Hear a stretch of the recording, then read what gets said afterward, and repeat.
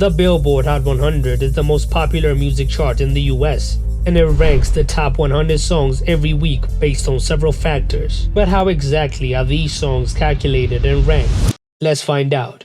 The Billboard Hot 100 was created in 1958, and it has changed its methodology several times over the years to reflect the changing music industry. The first chart published by Billboard was a list of best-selling sheet music in 1913.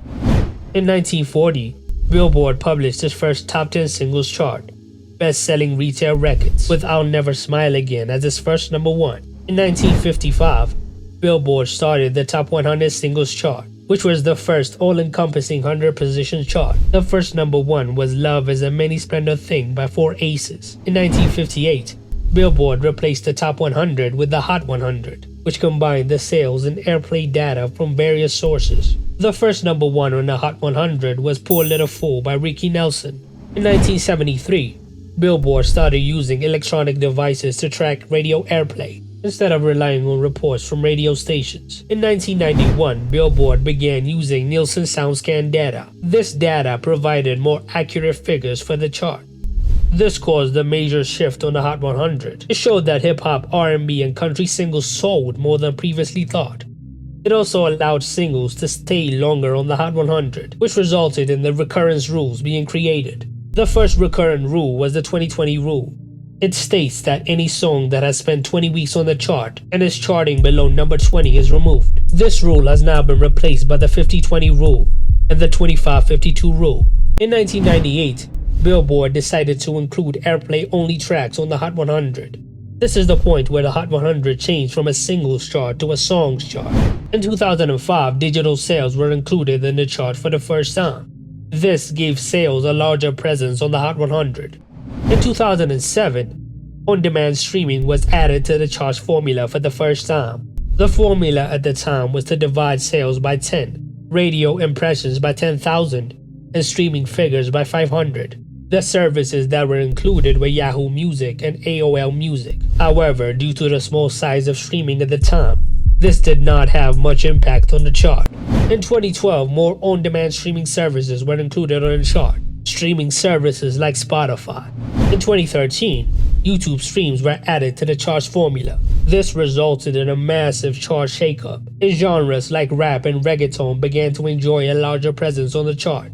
And songs that had gone viral due to memes also benefited from this change. In fact, the same week of the change, Bauer's Harlem Shake had debuted on number one thanks to the meme.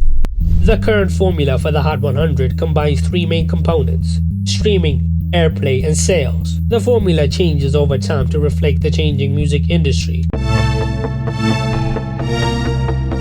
Streaming measures how many times a song is played on various online platforms such as Spotify, Apple Music, YouTube, Pandora, and more.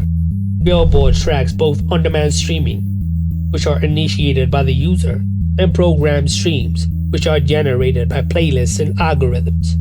A paid stream represents 1 point value per play, a free stream represents a 2/3 point value per play, and a programmed stream represents half point value per play.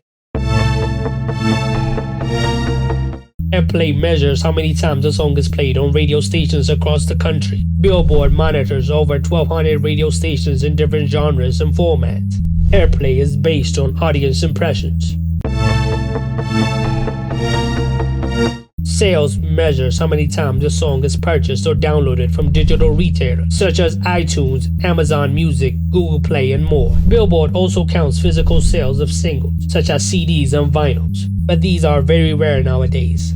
Sales also include digital track equivalents, which are conversions of streaming activity into sales. For example, 150 on-demand streams or 375 programmed streams equal one digital track equivalent.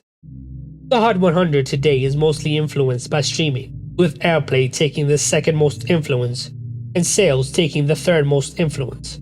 To rank the songs on the Hot 100, Billboard combines these three components into a point system. Each song receives points based on its performance in each component relative to other songs. For example, the song with the most streams in a given week will receive 100 points for streaming, while the song with the second most streams will receive 99 points, and so on. The same applies to airplay and sales. And the song with the highest total points is the #1 song on the Hot 100 for that week. For example, the prediction for last week's chart looks like this. That's all for today's video. I hope you learned something new about how the Billboard Hot 100 chart works. If there's anything I missed, tell me in the comments below.